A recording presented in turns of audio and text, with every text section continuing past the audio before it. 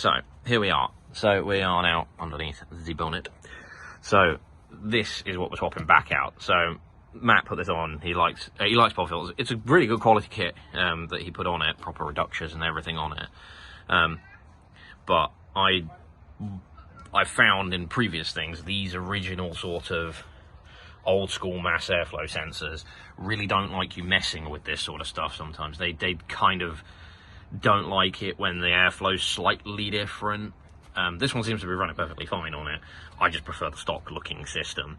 So I have got, because Matt kept everything for this car, the original complete airbox assembly. I do need to get a little rubber isolator mount for it, but for the time being it can go back on, and it's got a fairly clean filter in it. I'll give it a quick clean out now and we'll see how it goes, but this is going to go back on because I prefer the stock look. So I'm going to swap that back out and then we will go from there. Hello and welcome back to the channel. It is me only today, but doing some little bits and pieces on the Jag as I would try and fill some more bits and pieces in for the channel. Progress today is going to be a little bit of an odds and sods one. As you can see by wood changes, we're going away from this silver painted wood back to an original, as close to original for this car, wood finish for the trams and surrounds. And see, I've done a bit up here and swapped out these bits and the doors. Matt very much liked this silver. It does look quite cool, but unfortunately it has started to peel in the back. So I got this set from a guy at work who they broke one to use it for drifting, and I got this for a really good price. So I'm going to save on these silver ones. I'm going to look where I'm filming. Save on these silver ones and repaint them at some other period in time, or maybe do something a little bit different. But go back to the wood because I quite like wooden cars. So the progress at the minute is to swap this piece out and then get this piece out, which I'm trying to work out at the minute because I've never taken one of these apart. And from looking at the back of this one, that's where the ashtray goes into, and I believe it is just tanged in up the top of the dash. So it is just going to be working out. Someone has drilled screw holes in this one at some point in the past, so it is also to replace that. Admittedly, you can't see them when you sat in the car unless you look really far back, but it's just something to swap out. What I have got to do is, this car has a start button that goes on these two wires down here, which is currently down there, that one, which goes in place of the original ashtray cigarette lighter. So I need to pull that out and then put the start switch, I'm going to get better at this filming now,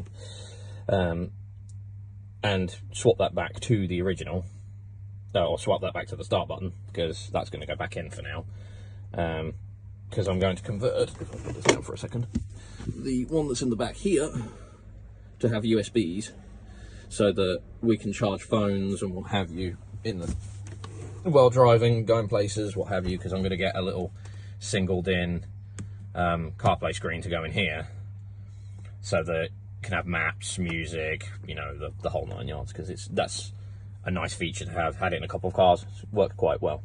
I would film trying to get this out, but unfortunately I have no mount with me and no Richard, so I am on my own. But I will keep us updated as we go along, and I'll get this out, get this swapped, and then I will come back to you when I figure out how this comes out, because at the moment I have no idea.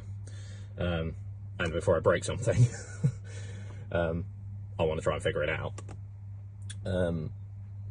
But yeah, so there's not been a huge amount of progress for the last couple of weeks. It's been collecting parts and what have you. So mainly been just getting, I managed to find a pair of rear exhausts for it and one mid silencer because it's missing.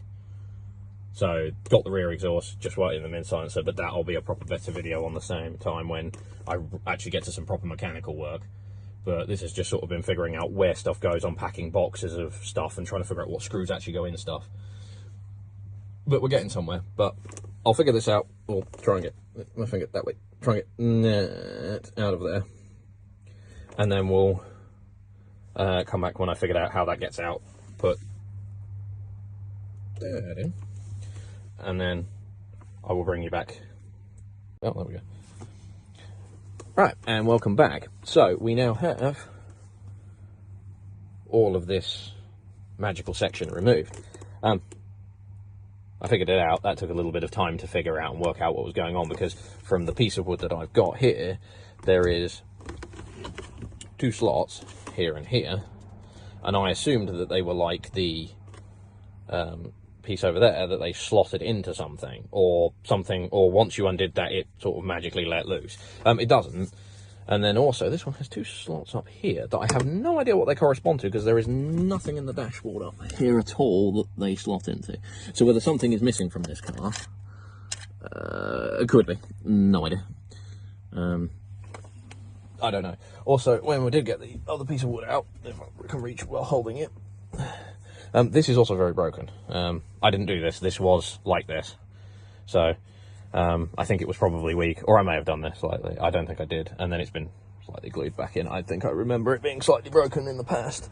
So that might not be getting repaired. I have swapped out in here. If I can flickety flick flick. So there's the start button. That is all swapped out. That was a pain in the butt, because getting the cigarette lighter out of that thing, it's like Jaguar built it well before anything else went in, and it was an absolute nightmare to get back out. So let's push this wiring for the radio back in here for now, because it doesn't have a radio currently, but it is wired for DAB. There's an aerial up there, so I will try and find one with DAB in it.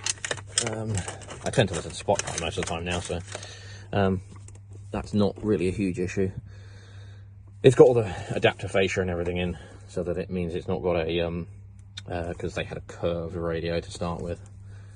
So I've given this a spruce clean, and I gave them that clean. Its lacquer is starting to peel in this corner down here. I'll bring it to you. It's got a bit of a peely lacquer in the corner, but it's in generally pretty presentable condition, and it just puts it back to something I wanted. I also swapped out some bits from this one to this one, because that one over there has been smoked in.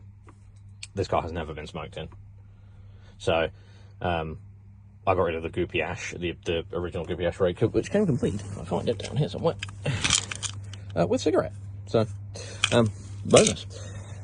So we've swapped it to one that isn't goopy and horrible, so that it's all been clean now. So I can now put all of this back together and put the start button back in, put all this back in, and then should be, well, I'll put the switch for the gearbox back in as well, which is back in. But it's quite interesting working on this car, because obviously I've never worked on it. Well, I have worked on this particular car, never taken any of this apart. I did a little bit of metal work on this car. I've never worked on a Jag of this vintage before. I'm a Rover guy, so as the channel's mostly shown, and yeah, this is like Rover on steroids in places, mixed with a little bit of Ford, because I think Ford had got them by L-Reg, which is what this car is.